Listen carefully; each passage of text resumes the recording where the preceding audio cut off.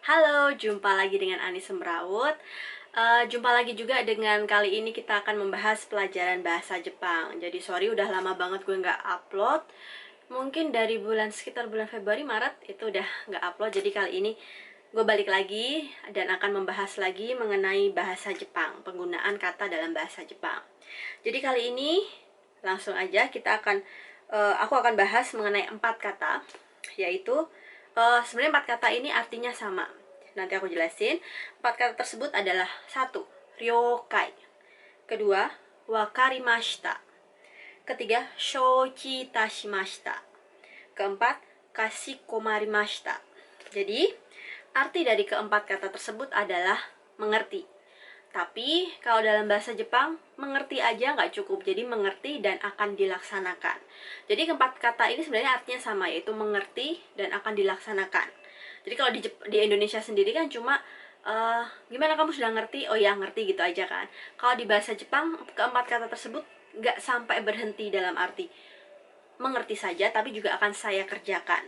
Oke, 4. 3 sih sebenarnya. Jadi yang terakhir 2 itu penggunaannya sama, tapi keduanya sering diucapkan, makanya aku bahas di sini.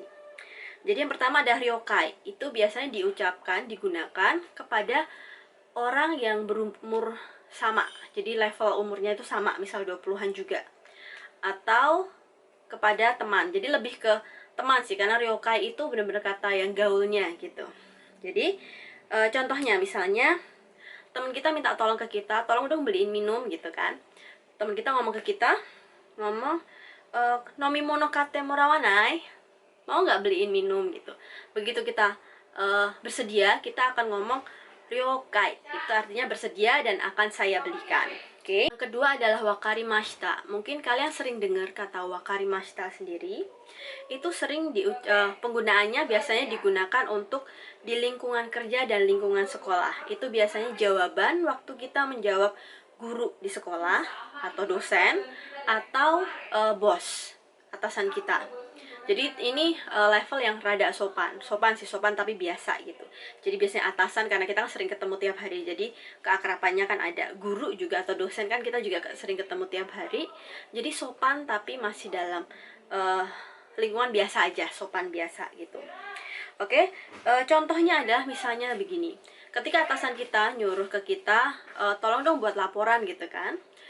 Hokoku sakusei shite kudasai. Tolong dong bikin laporan. Ketika kita mengiyakan dan akan melaksanakannya, maka kita akan menjawab, hai wakarimashita. Jadi, ya mengerti dan akan saya kerjakan. Oke.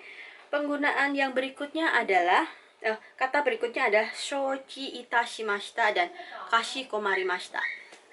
Shouchi itashimashita dan kashikomarimashita itu artinya sama yang di atas juga, mengerti dan akan saya kerjakan, tapi digunakan pada lingkungan hubungannya adalah antara pelayan toko dan pelanggan.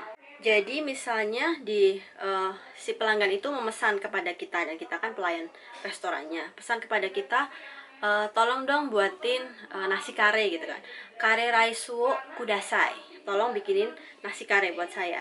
Ketika kita pelayan toko, memang barangnya ada, maksudnya memang masakan itu tersedia dan kita bisa buatkan, maka kita akan ngomong shouchi itashimashita atau kashikomarimashita. Itu jawaban untuk menyatakan kesetujuan kita untuk membuatkan pesanan yang dia mau. Jadi sering diucapkan pada lingkungan servis. Jadi kayak pelayan toko kepada pelanggannya, kemudian di suatu, misalnya yang paling sering kan di KRL ya, di kereta gitu, dengan antara pelanggan di keretanya dan petugas di kereta. Jadi kemudian di tempat wisata juga. Jadi misalnya kita minta tolong, biasanya pelayan toko atau petugasnya akan ngomong kashikomarimashita. Jadi hubungan yang lebih istilahnya lebih gapnya itu lebih gede lagi. Jadi kalau tadi ryokai itu sesama umur atau mungkin kepada anak yang orang dengan umur yang lebih kecil, ryokai gitu kan. Kemudian dari atasan yang sering kita temui tiap hari ataupun guru kepada kita jawabnya wakarimashita. Kemudian shouchi itashimashita dan kashikomarimashita itu antara pelanggan dan pelayan tokonya. Yang lebih besar lagi ya. Terus kemudian tadi kan ungkapan kesetujuan.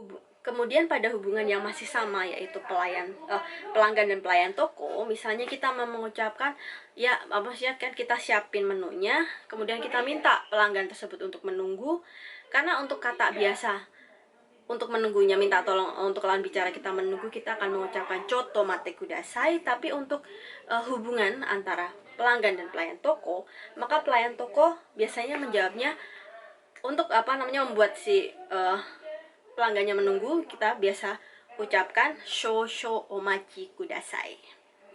Oke, jadi begitu. Hari ini kita belajar 4 kata yang artinya sama tapi penggunaannya beda, yaitu ryokai, wakarimashita, shouchi itashimashita, dan kashikomarimashita.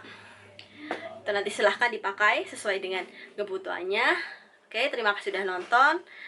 Kalau ada pertanyaan ataupun mungkin ada kata yang pengen dibahas yang kalian pernah dengar di anime ataupun di drama, atau mungkin dari atasan kalian orang Jepang, silahkan komen. Jangan lupa like dan juga subscribe. Terima kasih sudah nonton. Bye bye.